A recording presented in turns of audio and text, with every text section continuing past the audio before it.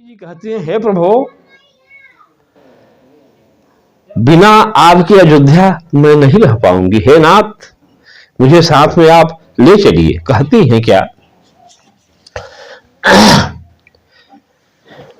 One देवी one देवा उदारा, one देवी one देवा उदारा, करही सास ससुर संसारा, करही सास ससुर संसारा।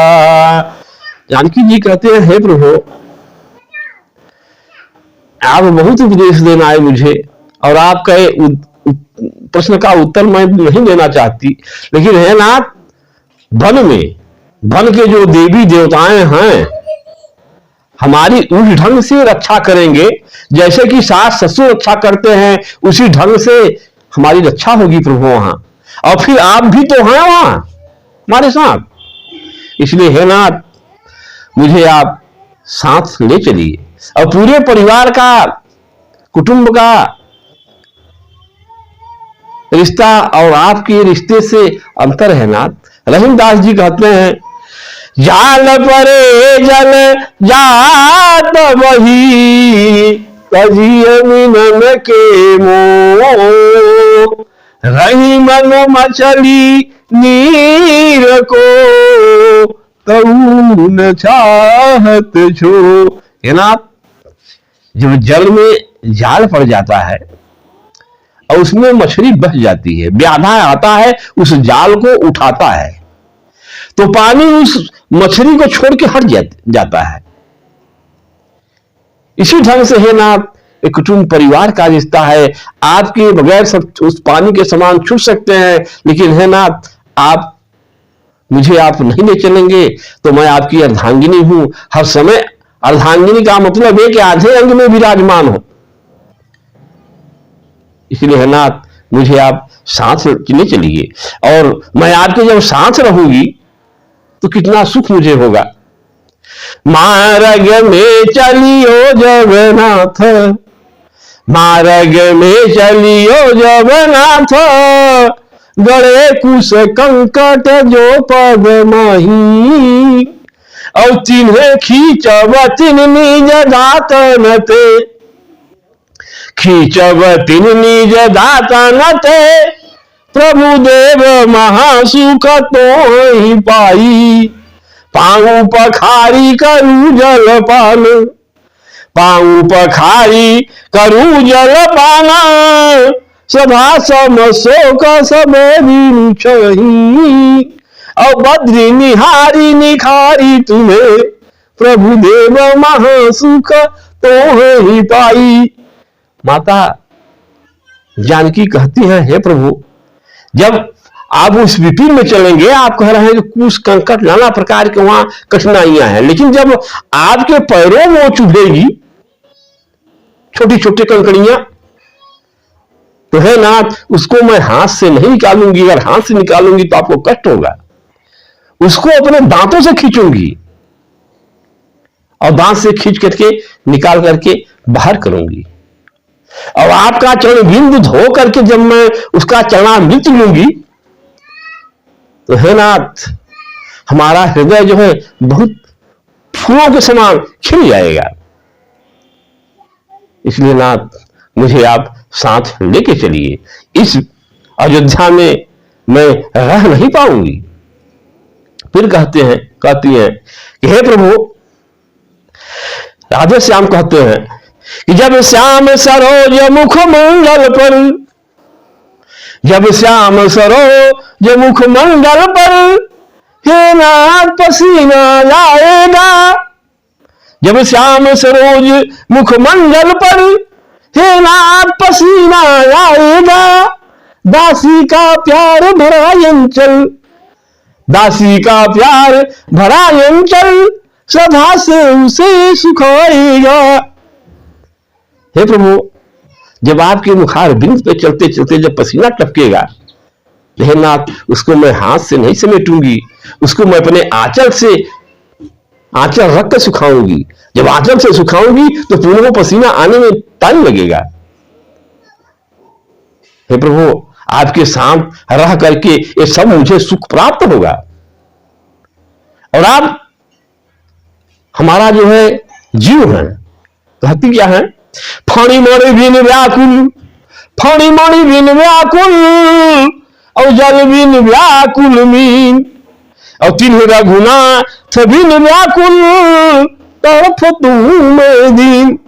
है प्रभु, एक सर्प है, उसके मस्तिष्क से मणि निकाल लीजिए और मणि निकाल करके एक झौआ के अंदर तोप दीजिए और उस झौए के ऊपर चारों तरफ खील गाड़ दीजिए, लेकिन वो सर्प आएगा, उस मणि के प्रकाश से सर्प आएगा और उस झौए पे अपना फल पटकेगा, और जब तक उस मणि को पा नहीं लेगा तब तक पटकते पटकते मर जाएगा, ये जीवित नहीं रहेगा। तो आप हमारे मणि है प्रभु, और अगर आप मुझे छोड़ के चले गए, जिस प्रकार से वो सर्प जो है उस झौए पर अपना माथा पटकते पटकते मर जाएगा, उसी प्रकार से हे नाथ, इस अयोध्या में रहते रहते मैं मर जाऊंगी, मुझे आप जीवित नहीं पाएंगे। तो फणी मणि बिन व्याकुल, जल बिन व्याकुल मीन, जल से अगर मीन को आप बाहर कर देंगे तो छटपटा करके मर जाएगी, जीवित नहीं रहेगी। तो सर्पों में हमारे मणि है आप,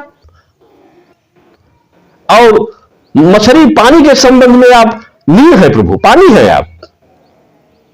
इसलिए हे नाथ, मुझे आप अयोध्या में मत छोड़िए। फिर कहती क्या है, मैं सुकुमारी नाथ बान जोगू, मैं सुकुमारी नाथ बान जोगू, और तुम्हें उचित तप, तुम्हें उचित तप मोको भोगू। कहती है हे प्रभु, या तो बताइए आप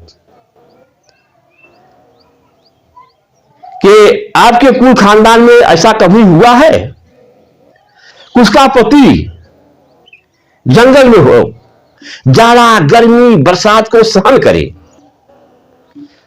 कुछ कंकड़ के सज्जा पर सोए, फल पत्ता खाकर जीवे, और उसकी पत्नी क्या करे, अच्छी अच्छी सामग्री भोग विलास यहां करे, अच्छा अच्छा भोजन करे, अच्छा साबुन लगाए, अच्छा इत्र लगाए, आधा अच्छा तेल लगाए, और पुष्ट के सज्जा पर सोए। अगर ऐसा आपके कुल परिवार खानदान में हुआ है तो है ना, हमको छोड़ दीजिए, मैं इसी जगह रहूंगी और आप जाइए। संस्कार के जोड़ने के समय दो फूल खिला दो हृदय मिला, दो फूल खिला दो हृदय मिला, सपनों ने श्रृंगार किया और दो दूर देश के पथिकों ने संग संग चलना स्वीकार किया है प्रभु। ये अनोखा रिश्ता उस मंडप में जब मिलता है,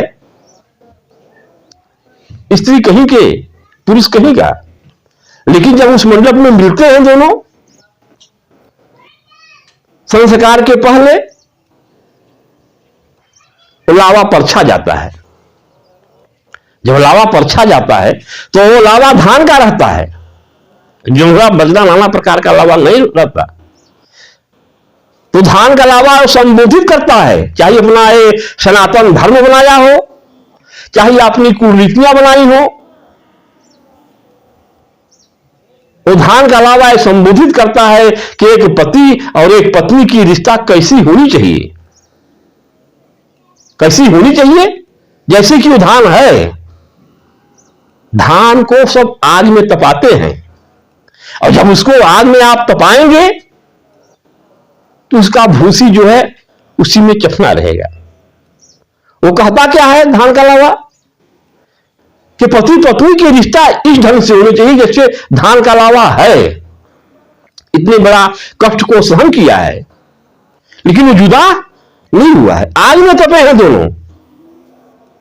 और जब आग में तपते हैं तो लावा का भाग जो है पुरुष का होता है और भूसी का भाग जो है स्त्री का होता है। जब आप धान को आग में तपाएंगे तो भूसी और लावा उसी में चफने मिलेंगे आपको।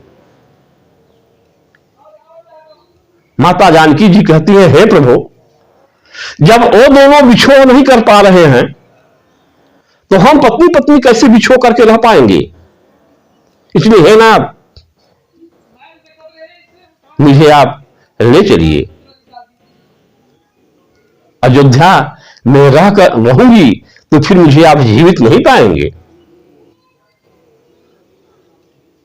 भगवान राम उनकी तरफ देखते हैं और जानकी जी कहती हैं, विनती बहुत करूं का स्वामी, विनती बहुत करूं का स्वामी, और करुणा मैं तुम यंतर्यामी, करुणा मैं तुम यंतर्यामी। हे प्रभु, आप तो हर व्यक्ति, हर इंसान के हृदय की बात को जानते हैं।